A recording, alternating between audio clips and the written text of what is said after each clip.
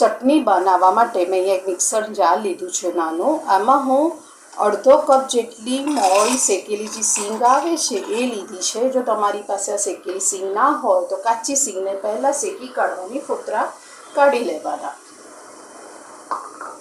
અહીંયા હું એક જુડી જેટલી તો નહીં, અડધી જુડી જેટલી મેં કોથમીર લીધી છે. એક મુઠ્ઠી ભરીને મેં કોથમીર લીધી છે. એમાં 1 ચમચી જેટલું મીઠું લઉં છું. આમાં હું 3-4 લીલા મરચાં લઉં છું. 2 ચમચી ખાંડ, અડધું લીંબુ અને થોડુંક પાણી નાખીને આપણે એની પેસ્ટ કરી દેવાય. તમારે દહીં લેવું હોય તો પણ તમે લઈ શકો છો.